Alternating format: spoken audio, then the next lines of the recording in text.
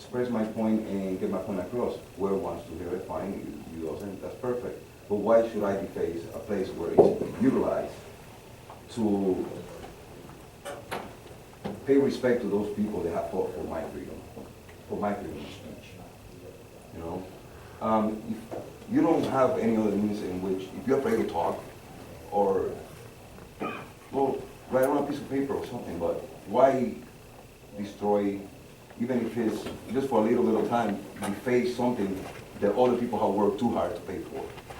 You know what I'm saying? Honestly, I wasn't one time in my life on that point, and I realized that how bad it is, because I used to do graffiti. And I came to the spot that I'm like, why am I doing this? And in reality, I was just disrespecting all my peers, you know?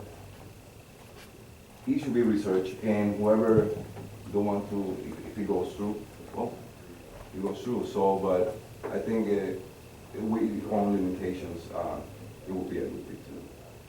Thank you.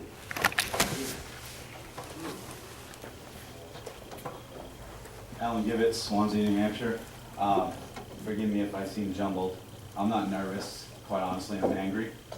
The reason being is I too am a proud veteran, but even more so than that, I'm a prouder father. And there's not really a whole lot of things to do all the time in this area for kids. One of the things that my family and I enjoy doing is walking the streets of Main Street, is coming down to the Common. We enjoy going to the ice cream store, or to the candy store, and then walking through the Common and having a good time. As far as, you know, hopscotch goes, I have two boys. They love to play hopscotch, they love to draw. Somebody said it, there's parks for that. There's hopscotch squares, that's not what's going on here, people. We have driveways for that, communities, you know, things like that go on. I don't know if any of you have seen any of the things that have gone on down there, seen any of the pictures or any of the drawings, but have any of you seen any of the drawings? I see yes, I see no. Could I show you a picture? I can describe it however you wish. My concern is everybody who is here should be entitled to see it. And I'll hold it up for everyone. also, there is going to be a viewing audience as well. That's the. Okay. Well, then that's okay. Is it obscene? It's not obscene. Why don't you describe it verbally then? Maybe that would. I'm sorry. Let me pull it up again. It's a picture of a stick figure person. Looks a lot like a police officer holding a billy club, and it has a bunch of smiley faces with X's in their eyes. Now, for those of you that don't know, I did work in law enforcement for combined 16 years between the military and corrections. My sons know that. They're proud of their father for that, whether some people disagree with that or not. Now, if I were to walk my boys through that square and they saw that, knowing what a police officer looks like, even if it's a stick figure drawing, how in the world am I supposed to explain to my children what's going on there? That is not right. That is not freedom of speech, that is intimidation, that is not right for little children to see, and for a grown man to have to explain to his sons what's going on here. That is not freedom of speech, that is over the line. I'm sorry. Thank you for your time. Thank you. Okay, so it was you and then two gentlemen for the second time, and then you will not be speaking or allowing anybody else to speak tonight, because I think everybody who's wanted to speak has had a chance at this point. My name is Garret Ian. I live at 75 Leverett here in Keene, and I'm the director of Keene Peaceful Streets here. I was involved in the Manchester case that was referenced. I was one of the Chalking 8 arrested on June 4th of 2011, and I was acquitted of all those charges. I'm a nice person, so I didn't sue the arresting officer for wrongful arrest. But many people are referencing the Manchester court case to have some significant weight. Now, that was never appealed. None of the Chalking 8 had attorneys. I represented myself in that case.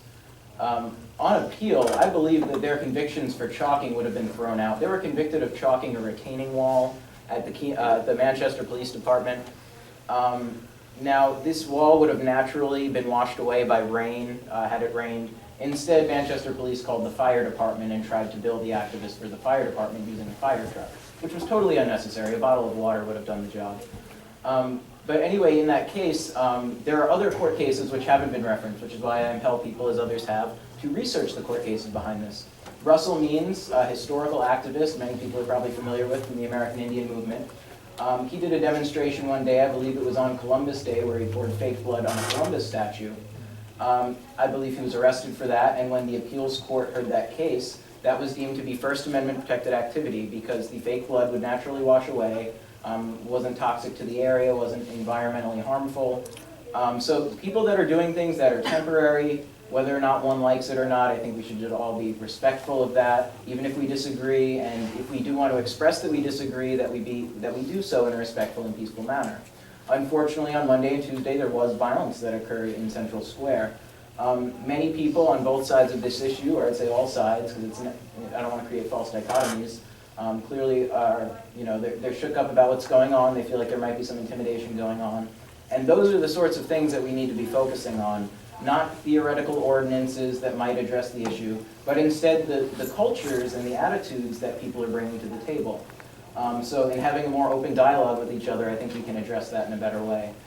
So this chalking ordinance, I know we don't have language yet, we don't know exactly what we're talking about yet, but if it was to apply to vertical surfaces, as I've heard KPD advise people not to chalk on vertical surfaces, I believe any that are exposed to rain on appeal would be thrown out by the courts. And in another sense, is that something the city government really should be wasting their time looking into. So I would advise against using time to research this statute. Instead, I'd advise we just research those incidents where people did do wrong to one another and try to resolve that. Thank you.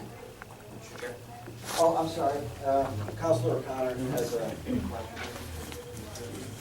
Garrett, quick question. You mentioned that second court case. What state was that? The one with the blood on the statue, I believe it was a federal appeals court. I would need to do some more research on that. Thank you. Matthew Ferrari again. Some of the things that were shocked in front of myself and my two roommates were a picture of a stick figure shooting another one in the head, the billy club that he was talking about, and I was followed around as I was washing them off, comments about the military and how they've never done anything for us, trying to provoke a reaction. And this is the issue that we're having. Okay, Matt, did you notify the police? The police just left. Okay. It was Didn't right call? it was right after the assault.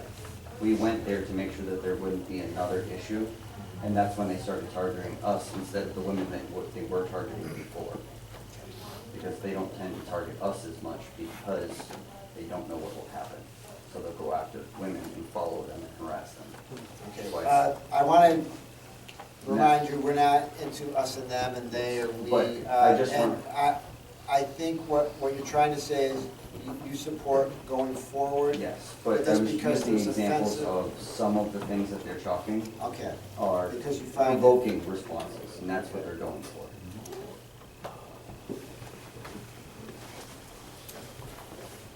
Zach Loughlin. I brought two cases that might also help in the case law would be Chaplain Fever for New Hampshire, which had to do with fighting words. And it is not against the First Amendment to punish someone for use of fighting words. And I guess the determination on whether or not we consider the stick drawing of fighting words might be a place to start, as well as Cohen versus California, which is famous for the draft case, and the determination of whether chalking is conduct or speech should be considered in any future consideration. I just think those two cases, especially since Cohen has to do with the military, would be a good case to review. Thank you. I want to thank everybody this evening. We're going to turn it towards the committee at this point, if they have any questions for staff, and I'll be ready. Councilor Jones will be up first. And that does not mean folks can't speak again. We may evolve towards proposed motion. If that occurs, members of the public are quite entitled to give their opinion on any proposed motion that may or may not, well, I'm sure there'll be a motion this evening. Councilor Jones, you had a question or comment? Get your hand up. Our comments when you're ready for comments. Okay. I'd rather get questions first. Does anybody have, because I do have a question, but I want to defer to fellow committee members. I'd like to ask the city attorney, there was talk this evening, reports about, well, the Civil War monument, the statue, having been marked with chalk. And also, apparently there's been some markings on the bandstand, I think is the proper term, gazebo in Central Square. And I believe there's one other reference this evening to public property within the square and off the square. And gentleman explained that he was told by the police he can't do that. Could you explain what the parameters are, or should I refer this to the police chief if he's here, chief of police? My understanding is that is not allowed under current statutes or ordinance, and/or ordinances within the city. I just would like some clarification on this point. I can give the committee a general answer to that question. Obviously, it really, these are fact-based issues, as I understand, with respect to the monument, as the gentleman who was here and who admitted to doing that. Also agreed that he didn't understand and didn't know we shouldn't do that and removed it. So it really is up to the police department and prosecuting authority to make a decision as to whether or not any particular activity would justify a charge under the state statute 634:2.